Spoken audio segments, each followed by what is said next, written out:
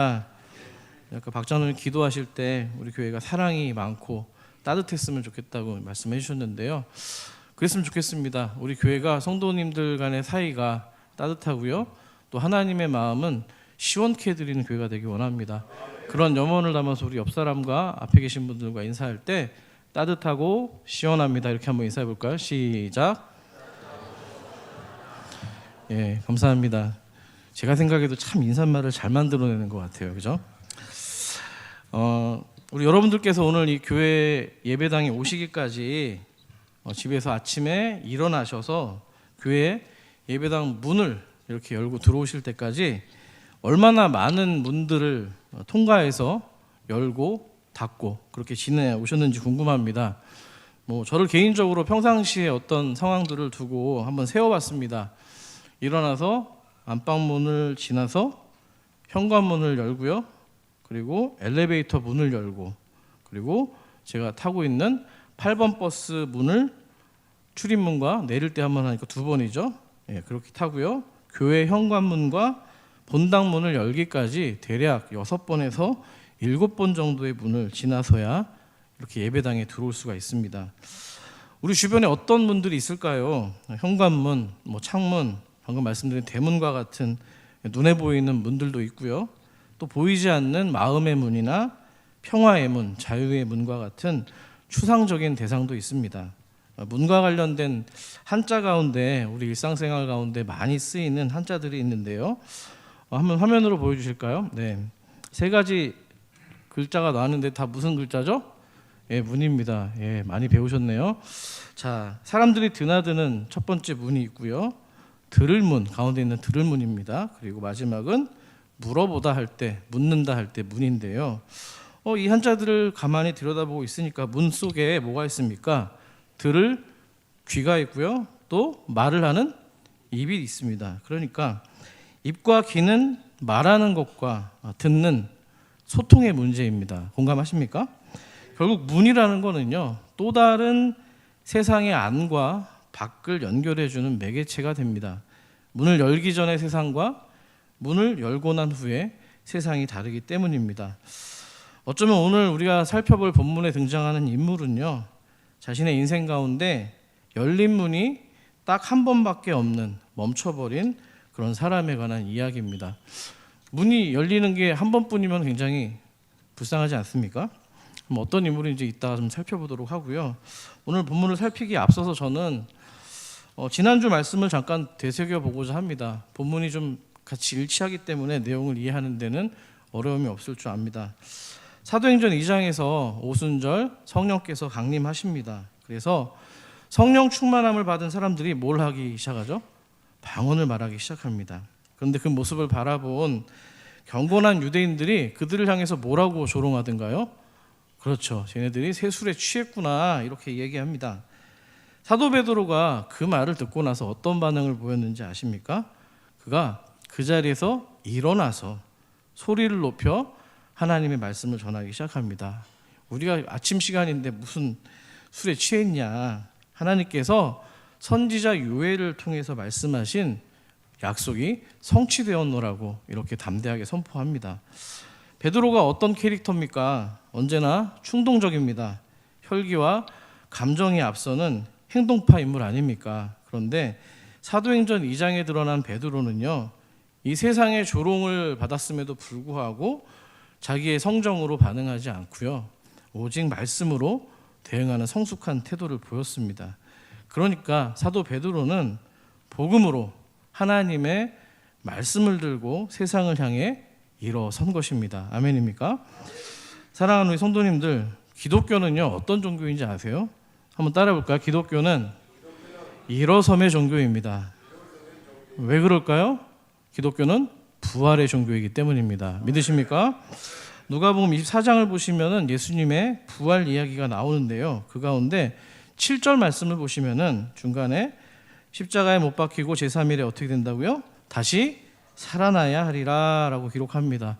여기에 쓰인 헬라어 단어가 히스테미라는 단어인데요. 이 단어가 어디에 나왔냐면 바로 지난 시간 사도행전 2장 14절에 보시면은 뭐라고 되어 있어요? 베드로가 아까 그 조롱을 듣고 어떻게 했다고 했어요? 서서 소리를 높여 이르되 이렇게 얘기를 하고 있습니다. 자, 베드로가 일어서서 소리를 높일 때 썼던 단어와 아까 다시 살아나야 하리라, 부활해야 된다는 단어와 같은 단어를 사용한다는 겁니다. 자, 이런 점을 고려해 본다면 베드로의 일어섬은요, 단순히 물리적인 일어섬에 대한 이야기가 아니고요, 세상을 향해서 예수의 부활을 선언하는 거룩한 몸짓이라고 생각합니다. 아멘이십니까? 예수님의 부활을 말씀드렸습니다. 성도님들 혹시 부활하신 주님께서 제자들을 찾아가셔서 처음 하신 말이 뭔지 혹시 기억이 나십니까? 기억이 나시는데 말씀을 안 하시는 거죠? 예, 요한복음 20장 19절을 그래서 준비했습니다. 우리 같이 한번 19절을 읽겠습니다. 시작. 안식 후 첫날 저녁 때에 제자들이 유대인들을 두려워하여 모인 곳의 문들을 닫았더니 예수께서 오사 가운데 서서 이르시되 너희에게 평강이 있을지어다. 아멘. 뭘 인사를 했죠? 평강의 인사를 했습니다. 두려움에 사로잡혀 있던 제자들에게 예수님의 부활의 기쁜 소식과 더불어서 평안을 전하는 말씀이었습니다. 자, 그렇다면 좀 더 어려운 문제를 내면은요, 예수님께서 부활하신 다음에 제자들에게 했던 두 번째, 세 번째 말씀은 뭘까요? 예, 그럴 줄 알고 준비했습니다. 21절, 22절 말씀을 같이 한번 읽어볼게요. 시작. 예수께서 또 이르시되 너희에게 평강이 있을지어다. 아버지께서 나를 보내신 것 같이 나도 너희를 보내노라. 이 말씀을 하시고 그들을 향하여 숨을 내쉬며 이르시되 성령을 받으라. 자, 그러면 부활 이후에 제자들에게 말씀하신 세 가지가 나왔습니다. 나도 처음 뭐였죠? 평강이었죠. 그 다음에 나도 너희를 보내노라 말씀하셨습니다. 마지막에 뭐였죠? 성령을 받으라는 겁니다. 그러니까 전하신 메시지, 부활의 메시지가 3종 세트입니다. 한번 따라 볼까요? 평강, 보내심, 성령. 이 세 가지를 연결해서 생각을 해본다면 평강은요, 부활이 우리의 실질적인 현실 가운데 들어왔음을 확증하는 내적인 증거가 됩니다. 그리고 그 증거를 가지고서 우리가 증인으로 살아야 되기 때문에 그 증거를 가지고 증인으로 보내심을 받는 겁니다. 아멘이십니까? 그리고 그 부활의 평강과 보내심의 그 명령은 누가 주시는 거예요? 그렇죠? 거룩하신 성령 하나님께서 보내심으로 그것이 제자들의 현실이 되는 겁니다. 자, 사도행전 1장 3절을 보시면 예수님의 부활 이후에 며칠 동안 함께 계시던가요? 40일 동안 제자들 곁에 머무시는 장면이 나옵니다. 근데 그 이유가 기록되어 있는데요. 1장 3절 말씀을 여러분들이 한번 읽어주실까요? 시작.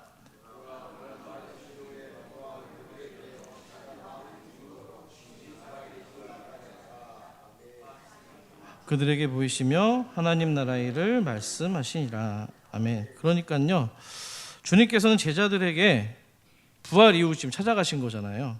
다시 부활의 관점에서 하나님의 말씀을 가르치시고 또 하나님 나라의 일을 전하시기 위해서 40일 동안 함께 머무셨던 겁니다. 마찬가지로 저와 여러분이죠. 주님의 부활을 현실로 믿고 누리고 있는 저와 여러분 역시도 예수의 이 부활을 증언하도록 부름받았고 또 보냄을 받은 줄 믿습니다. 자, 그래서 너무 유명한 말씀으로 우리에게 말씀하시죠. 사도행전 1장 8절을 또 한번 같이 읽어보겠습니다. 시작. 오직 성령이 너희에게 임하시면 너희가 권능을 받고 예루살렘과 온 유대와 사마리아와 땅끝까지 이르러 내 증인이 되리라 하시니라. 아멘. 네, 다시 말해서 주님의 부활을 증언해내는 삶, 그것이 성도의 삶이요 제자의 첫 번째 미션인 줄 믿습니다. 사랑하는 우리 산서울 가족 여러분, 누가 주님의 제자입니까? 증인으로 보내신 명령에 순종하는 사람들이 제자입니다. 마찬가지로 그러면 무엇이 교회일까요? 주님의 부활을 증거하고 전하는 공동체가 바로 교회인 줄 믿습니다. 자, 그러면 마지막으로 우리가 왜 성찬식 때 성찬의 떡을 나누는 그런 의식을 거행할까요? 마찬가지로 주님의 죽으심과 부활을 전하기 위해서입니다. 아멘이십니까? 그만큼 이 땅의 교회와 성도에게 있어서 부활을 살아내고 전하는 것은 가장 중요한 사명입니다. 근데 주님의 명령에 순종하지 않는 교회와 성도라면 그것은 이미 병들었다고 여러분들이 진단하시면 됩니다. 자, 여러분들은 어떻게 지금 부활을 살아내고 계십니까? 건강하십니까? 아니면은 병들었습니까? 어떻게 부활을 여러분의 현실 가운데서 드러내고 계십니까? 자, 그 고민이야말로 저와 여러분이 평생 죽을 때까지 책임져야 될 우리의 십자가인 줄 믿습니다. 자, 주님께서 승천하시고요. 그래서 그 성령님이 오신 다음에 제자들이 최우선적으로 관심을 가졌던 부분도 바로 그 대목입니다. 주님이 나의 증인이 되라고 말씀하셨고 부활의 증인이 되라고 성령까지 보내주셨습니다. 그럼 다음이 중요한 거죠. 어떻게 해야지? 그 고민이, 제자들의 고민이 오늘 본문 가운데 고스란히 담겨 있습니다. 자, 다시 사도행전 3장 1절로 돌아가 보도록 하겠습니다. 1절을 같이 읽습니다. 시작. 제9시 기도 시간에 베드로와 요한이 성전에 올라갈새. 자, 여기 9시라고 된 시각은요, 성경 아래 주석을 보시면 몇 시라고 나와 있던가요? 오후 3시라고 나와 있습니다. 자, 그 시간이 기도 시간인데요, 정시 기도 시간인 거죠. 잘 알고 계시다시피 유대인들은 하루 3번 기도를 합니다. 오전 9시, 오후 3시, 그리고 마지막이 언제죠? 저녁 6시입니다. 예루살렘을 향해서 기도하는 전통이 있었는데요, 우리가 잘 알고 있는 구약의 다니엘이 사자굴에 들어간 이유가 뭐예요? 이 정시 기도를 드리다가 그렇게 잡혀간 거 아닙니까?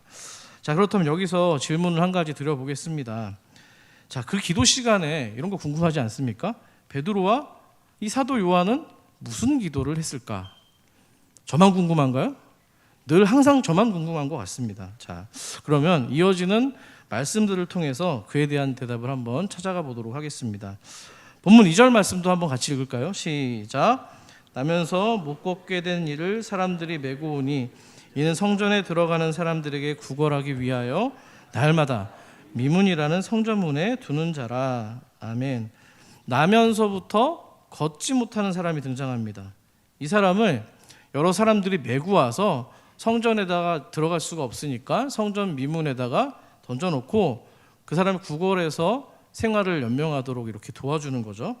자, 그런데 본문에 등장하는 미문에 대해서 조금 이해하는 것이 도움이 될 것 같습니다. 서적 중에서 류모세 선교사님, 중동 지방이나 이스라엘에 굉장히 저명한 학식을 가지신 선교사님이신데 그분이 쓰신 열린다 성경이라는 책을 참고했는데요, 예루살렘 성전에는요 총 8개의 문이 있습니다. 동쪽에 1개, 서쪽에 4개, 남쪽에 2개, 북쪽에 1개, 이렇게 8개의 문이 있는데요, 이 동쪽에 있는 문이 하나잖아요. 근데 이름은 3가지가 있습니다. 유대인들은 이 문을 일컬어서 수산문이라고 합니다. 왜 수산문이라고 말씀하냐면 그쪽 동쪽으로 쭉 가면 어느 나라가 나오냐면 페르시아의 수도가 나옵니다. 수산이라는 수도가 나와요. 그래서 수산문이라고 일컫고요. 그러면 기독교인은 뭐라고 그럴까요? 황금문이라고 일컫습니다. 왜냐하면 그들의 전승에 따르면 메시아가 그 황금문이라고 일컫는 문을 통해서 들어온다고 생각하기 때문이에요. 그래서 실제로 사진 한번 보여주시겠어요? 저기 황금문인데요, 지금 뭐 닫혀 있습니다만 저 앞에 수많은 묘지들이 있어요. 이스라엘 사람들이 묻혀 있는 그런 그 묘지도 있고요, 이슬람 사람들이 묻혀 있는 묘지들도 굉장히 많습니다. 그만큼 저기를 통해서 메시아가 들어온다고 믿었던 것 같아요. 근데 이슬람 사람들은 저 문을 자비의 문이라고 이야기를 합니다. 황금문, 수산문, 자비의 문이 바로 동쪽에 있는 저 문입니다. 자, 근데 이 수산문이라고 불리는 저 동쪽 문은요, 평소에 뭐 아무나 다닐 수 있는 게 아니고요, 딱 2가지 경우에만 이용할 수 있는 문입니다. 자, 제사를 드립니다. 번제단에서 제사를 드리고 나면 뭐가 남아요? 동물을 태우고 나서 바닥에 재가 남습니다. 그 재를 버릴 때 저 문을 통해서 바깥으로 출입을 하는 거죠.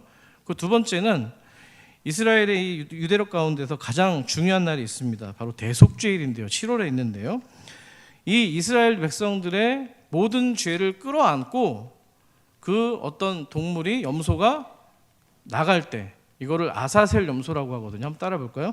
아사셀 염소. 예, 그러니까 이스라엘의 모든 죄악들을 그 아사셀 염소에게 뒤집어 씌워서 전가시켜서 광야로 나가 죽게 만드는 어떤 그런 의식인데요, 그때 바로 아사셀 염소가 통과하는 문이 바로 이 수산문이었던 겁니다. 자, 그리고 나서 이제 서쪽에 있는 지성소에 가까운 문도 있는데요, 이건 역시 정해진 목적으로만 사용합니다. 성전이잖아요. 성전에서 제사에 필요한 물품들을 운반하기 위해서 이 문을 사용했다고 합니다. 그럼 누가 가겠어요? 제사장과 같은 종교 지도자들이 이 문을 이용하는 겁니다. 그리고 북쪽에 있는 문도 마찬가지로 제사에 사용되는 동물이 뭐가 있죠? 양이 들어오는 문입니다. 문 앞에 이 양들이 좀 씻는 커다란 물 웅덩이가 있었는데요. 혹시 기억하십니까? 양의 문인데 이 베데스다 연못이라고 혹시 기억하십니까? 38년 된 병자가 예수님에 의해서 치유받던 어떤 그 공간인데요. 바로 이 연못이 베데스다 연못이 양의 문 곁에 있었다고 합니다. 자, 그리고 마지막으로 성전 남쪽에 있는 떨어진 공간에 두 개의 문이 있었습니다. 몇 개의 문이요? 두 개의 문. 하나는요, 아까는 뭐 일반인들이 갈 수 없고 제사장이나 어떤 뭐 제물이나 성전 예배에 사용되는 어떤 물품들을 운반하는 문이었는데, 여기는 일반인이 출입할 수 있는 더블 게이트라고 하는 오늘 본문에 나온 미문이 있었고요. 남쪽에 또 다른 좀 떨어져 있는 곳에는 트리플 게이트라고 해서 제사장들만 이용하는 문이 있었다고 합니다. 자, 근데 이 미문은 아름다울 미자를 쓰는 문이에요. 그러니까 굉장히 내부 장식이 화려하고 아름다워서 이름이 뷰티풀 게이트였습니다. 한번 따라해볼까요? 뷰티풀 게이트. 우리 영어도 막 합니다, 우리는. 자, 그만큼 이제 예쁜 문이었던 것 같아요. 근데 말씀드린 것처럼 이 미문만이, 아름다운 뷰티풀 게이트만 성전에 드나드는 일반 사람들에게만 열려 있는 문이었습니다. 그래서 다시 말하면 이 안진뱅이가 늘 그 미문 앞에 앉아서 일반 사람들이 이제 그 기도하러 들어가거나 성전에 들어갈 때 구걸함으로써 생계를 유지한 겁니다. 자, 그렇게 기도하기 위해서 매일같이 3번씩 이 성전을 찾는 유대인들은 아마 그 사람을 늘 봤을 겁니다. 근데 그냥 심드렁하게 지나쳐 간 거죠. 그렇게 아무런 생각 없이 지나쳤던 사람들 가운데 오늘 본문에 두 사람이 누가 있었던 거예요? 베드로와 사도 요한이 있었던 겁니다. 근데 오늘은 특별한 날입니다. 놀라운 일이 벌어졌죠. 본문 4절을 여러분들이 한번 읽어주십시오. 시작.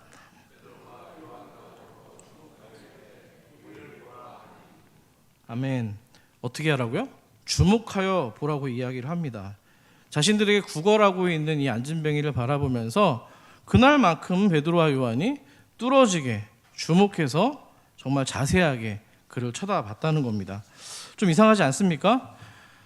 평소에도 늘 같은 시간에 보던 사람인데 왜 이날만 베드로와 요한이 이 사람을 주목했던 걸까요? 그리고 갑자기 왜 그를 불러서 우리를 주목하라고 이야기했을까요? 저는 바로 이 대목이 오늘 우리가 부활의 현실을 사는 지점이라고 생각합니다. 다시 묻겠습니다. 아까 물어봤죠? 베드로와 요한이 매일 3번씩 무슨 기도를 드렸을까요? 또 늘 지나치며 보던 이 안진뱅이를 이날은 왜 그렇게 주목해서 보았을까요? 자, 우리는 그 이유를요, 뒤에 오늘 읽었던 사도행전 3장 14절에서 16절까지 말씀인데요, 제자들이 안진뱅이를 고친 다음에 이 사람들에게 말하는 사도 베드로의 목소리를 통해서 저는 찾아볼 수 있다고 생각합니다. 십자가 사건도 나와 있는 얘기인데요, 제가 14, 15절을 읽고 여러분들이 16절을 읽어주십시오. 14절입니다. 너희가 거룩하고 의로운 일을 거부하고 도리어 살인한 사람을 놓아주기를 구하여 생명의 주를 죽였도다. 그러나 하나님이 죽은 자 가운데서 그를 살리셨으니 우리가 이 일의 증인이라. 그 이름을 믿음으로 그 이름이 너희가 보고하는 이 사람을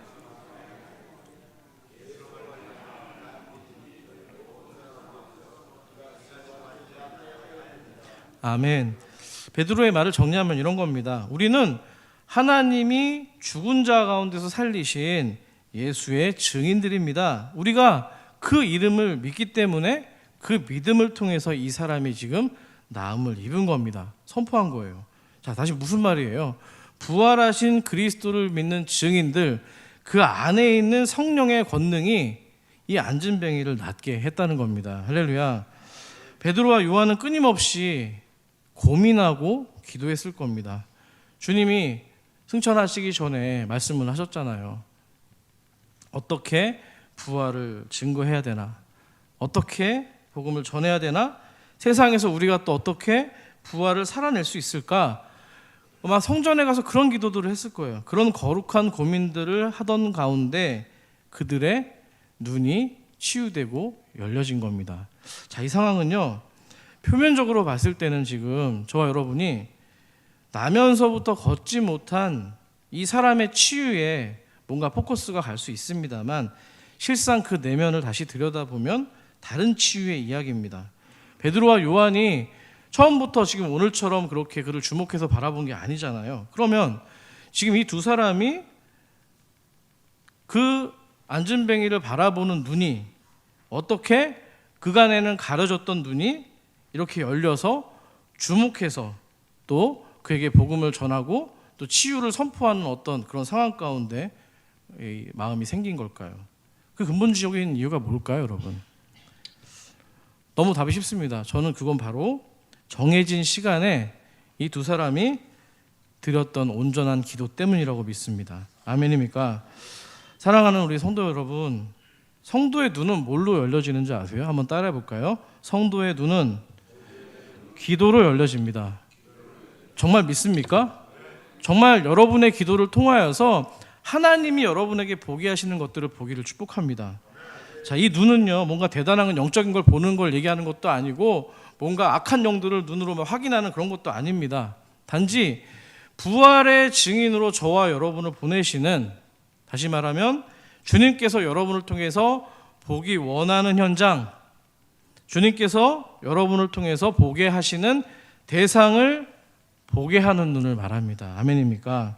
그러니까 기도할 때 여러분, 평소에는 오늘 이 베드로와 요한처럼 익숙했던 일상의 사건들, 익숙했던 일상의 장소, 사람, 그것들이 기도하는 순간 가운데 하나님이 마음 부어주셔서 그 익숙한 대상들을 어떻게 바라보는 거예요? 다시 부활의 관점으로 바라볼 수 있게 해주시는 겁니다.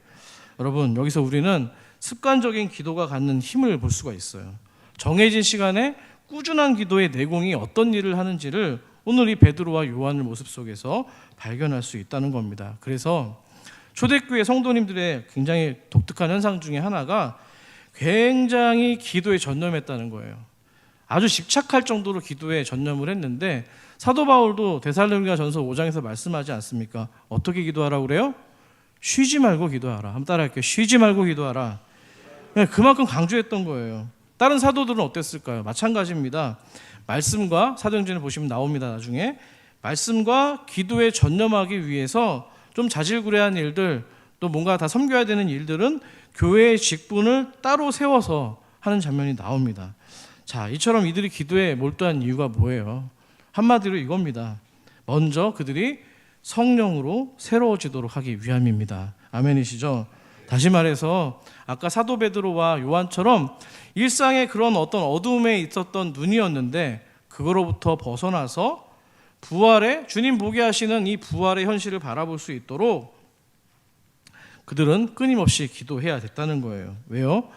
성령의 보게 하시는 이 능력이 임하지 않으면 우리는 그 현실을 깨닫지도 알아볼 수도 없기 때문입니다. 기도 외에는 방법이 없으니까 그들은 쉼없이 기도한 것입니다. 사랑하는 여러분, 그래서 정해진 기도, 구별해서 여러분의 경건 시간을 갖는 게 굉장히 중요합니다. 별거 아닌 게 아니라 하늘과 땅 차이인 거예요. 습관적인 기도가 없으면요, 이 부활의 현실이 보이지 않고요, 주님이 보여주시지도 않습니다. 주님이 보여주시지 않는데 어떻게 우리가 그 부활의 증인으로 살아갈 수 있겠습니까? 여러분, 오늘 분명히 이 미문 앞에 앉아있던 이 안진뱅이는요, 그 공간은요 늘 익숙한 공간이었습니다. 하나님의 나라가 임하는 그런 자리였단 말이에요. 알아보지 못한 거예요. 그러니까 내 눈으로 뜰 수 있는 게 아니고요, 성령께서 열어주시지 않으면 우리는 아무것도 볼 수 없다는 겁니다. 열어주시도록 겸손한 기도를 하기를 소망합니다. 우리가 교회에서 무슨 특정한 절기나 행사를 준비할 때 일주일간 하는 거 있습니다. 그걸 우리가 뭐라고 하죠? 특별 새벽 기도회라고 얘기합니다. 특세라고 얘기하죠. 근데 사실 여러분, 우리는요, 우리가 지금 평범하게 드리고 있는 새벽 기도가 그게 특별한 겁니다. 우리가 평소에 얼마나 기도를 안 하면 기도에 거룩한 습관이 없다 보니까 특별한 무언가가 우리에게 늘 필요한 것처럼 이야기를 하는 겁니다. 하지만 그 말은 결국에 이미 우리가 병들었다는 것을 보여줍니다. 건강한 사람은요, 특별한 보약이나 무슨 보양식이 필요하지 않습니다. 우리 이춘옥 권사님 말씀드려 죄송합니다만 운동 열심히 하시고요. 밥 저보다 훨씬 많이 먹고요. 잔병치레를 안 하고 굉장히 건강하세요. 예, 그거 충분한 거예요. 근데 왜 어떻습니까? 병에 걸리고요. 뭔가 몹쓸병에 걸렸을 때 사람들은 그제서야 뭔가 특별한 일을 하기 시작합니다. 건강하지 않다는 증거가 우리로 하여금 기도 앞에 이 특별이라는 말을 붙이게 된다는 겁니다. 자, 그렇게 일상처럼 오늘 이렇게 드리는 이 사도 요한이나 베드로의 기도가 오늘 그들의 눈을 특별하게 만들었던 겁니다. 일상으로만 보았던 어떤 현상들이 새롭게 주님의 눈을 보여주시는 성령의 능력을 통해서 부활의 현실로 바라보게 하셨기 때문입니다. 자, 여러분, 그러면 성령의 눈으로 바라본 이 안진뱅이에게 베드로는 나사렛 예수의 이름으로 일어나 걸으라고 선포합니다. 자, 어떤 일이 일어났을까요? 궁금하시죠? 궁금합니다. 우리 같이 한번 3장 7절 8절을 같이 읽어볼게요. 시작.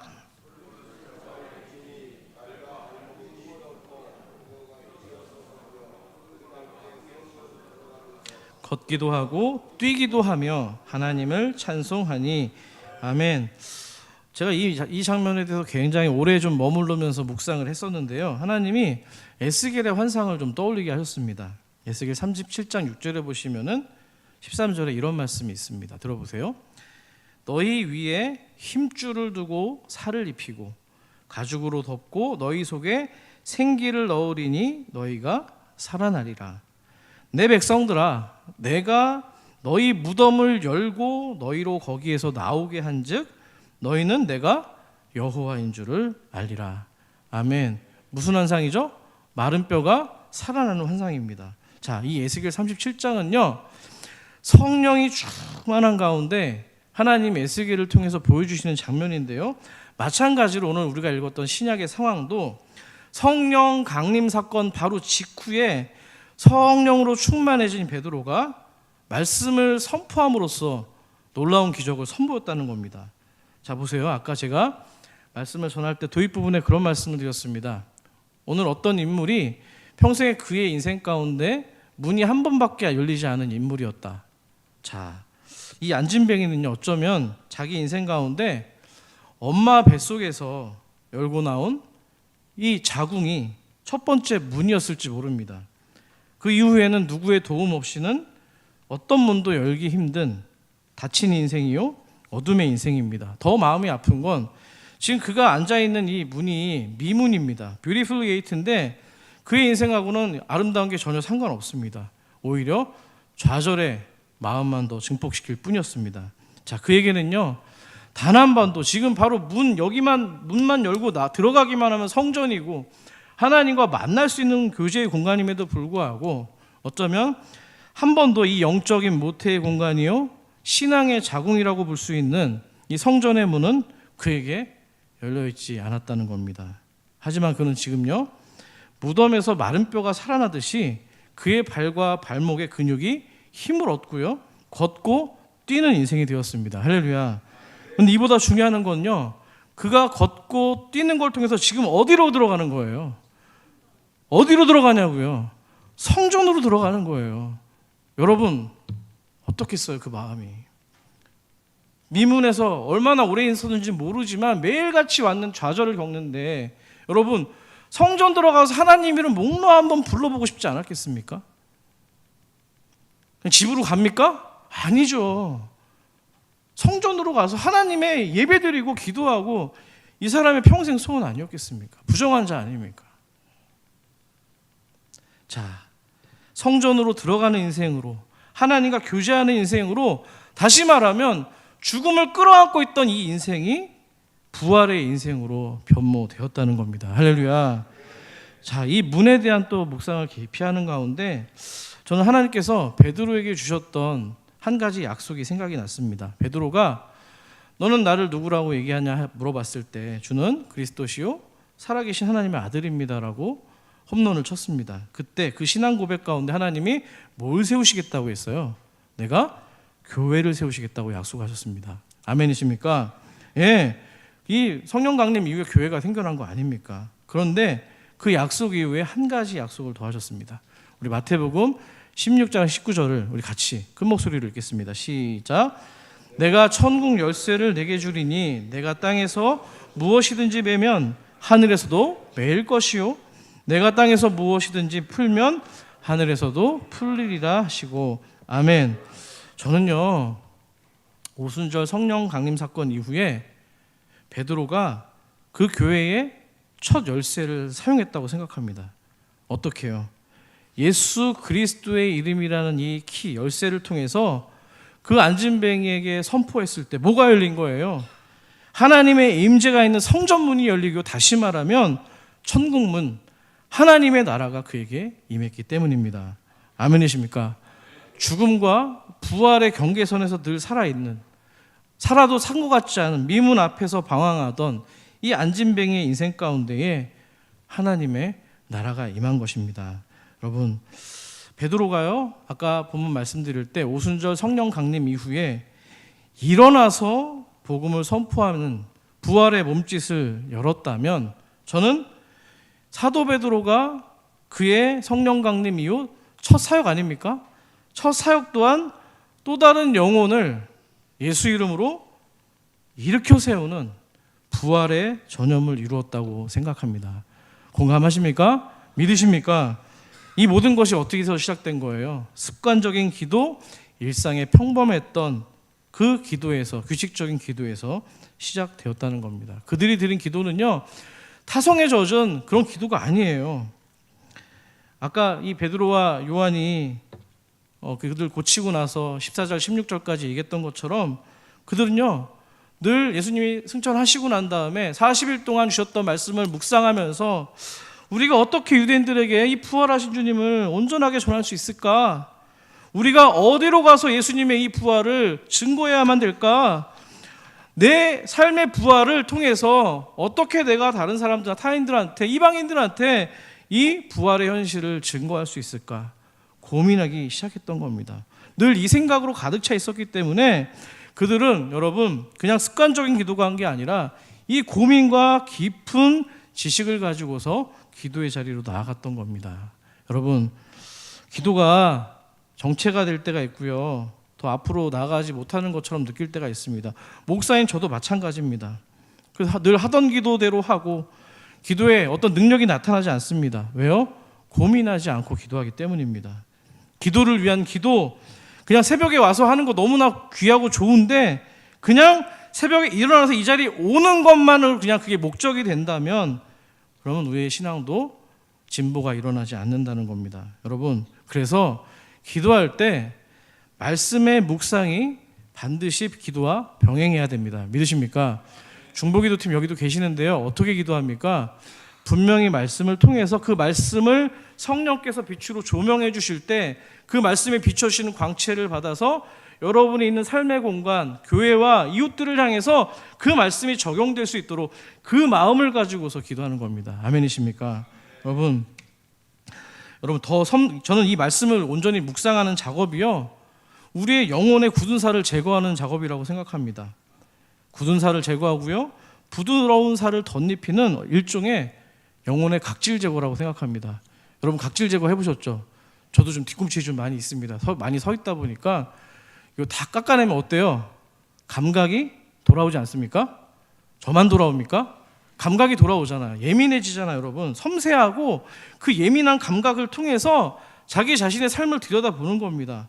그럴 때 성령께서는 말씀을 통해서 우리의 그 무반응하고 무미건조하고 단단한 영혼들을 말씀으로 깎아내시는 겁니다. 여러분, 저는 이 지점이 바로 말씀과 기도가 어울려서 만나는 장소라고 생각합니다.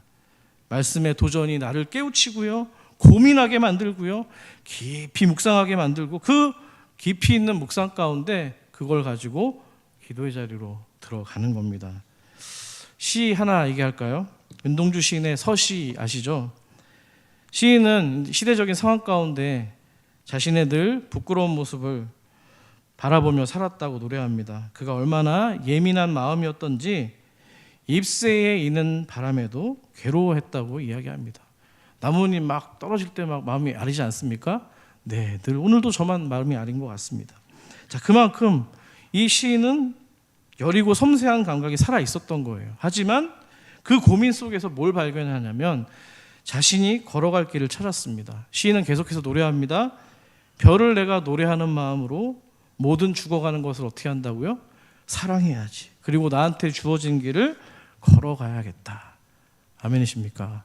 소명이 있고요, 사명이 생겼습니다. 어떻게 해요? 한 절의 말씀에도 깊은 묵상을 하는 거예요. 여러분, 마찬가지로 이 고백이 우리 안에 있어야 됩니다. 덕지덕지 쌓인 이 영혼의 굳은 살을 제거해서 정말 작은 한 절의 말씀이라 할지라도, 나에게 그 말씀이 익숙한 것이라 할지라도 온 마음으로 반응하고 괴로워하고 흔들릴 수 있는 정말 반응하는 그런 마음이 우리에게 있어야 된다는 겁니다. 그럴 때 윤동주 시인처럼 그 말씀을 내가 어떻게 살아낼지 고민하며 괴로워할 수 있다는 겁니다.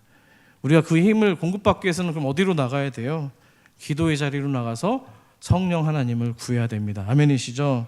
여러분, 우리가 만나는 일상 가운데 사망이 현실이 있습니다. 죽어가는 어떤 영혼들이 보이고요, 죽어가는 공간들이 보이고요, 죽어가는 어떤 일들이 보이고요, 죽어가는 어떤 공동체가 보일 수 있어요. 여러분, 저는 그것들을 하나님이 바라보게 하실 때가 바로 이 부활을 살아내는 첫 관문이라고 믿습니다. 아멘이시죠? 우리가 부활의 현실을 살려면 어두운 눈이 열려져야 되는데, 그게 다시 한번 강조드리지만 기도를 통해서 열려진다는 거예요. 말씀을 정리합니다. 저 여러분 삶 가운데 부활의 현실이 있습니까? 우리가 주님의 명령대로 정말 부활의 증인으로 살고 있는지를 돌아보시기 원합니다. 여러분, 그걸 어떻게 알 수 있어요? 고민하고 고민을 가지고 기도의 자리로 가야 돼요. 그것이 바로 타성 없는 습관이고요.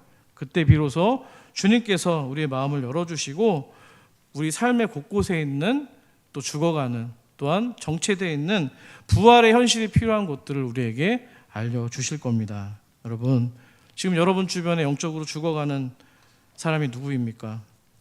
어느 공간이 죽어가고 있습니까? 또 어느 시간이 지금 후퇴하고 있습니까?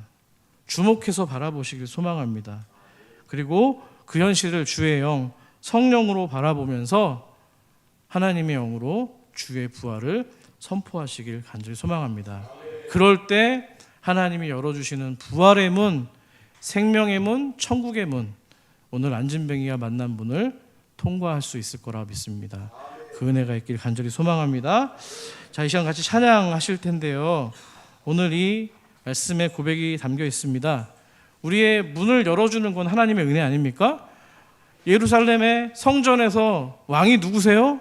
하나님이십니다. 믿습니까? 그 왕이 들어가실 때 우리를 은혜로 끌어안고 들어가시는 줄 믿습니다.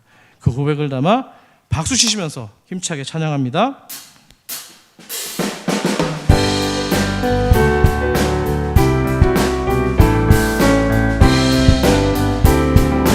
문들아 머리 들어라, 문들아 머리 들어라, 열릴지어다 영원한 문들아, 영광의 왕 들어가시도록,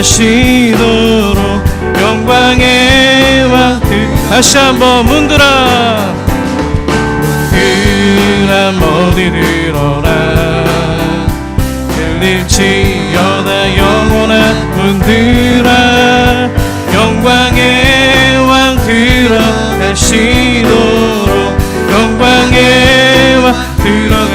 아멘. 영광의 왕, 영광의 왕이시며 강하고 능하신 주로다, 전쟁에 능하신 주시라, 다 찬양 위대한 왕께 만세, 왕께 만세, 왕께 만세, 당신은 영광의 왕이라, 다 찬양. 다시 한번 고백합니다. 문들아 머리 들어라, 문들아 머리 들어라, 열릴지어다 영원한 문들아, 영광의 왕 들어가시도록, 영광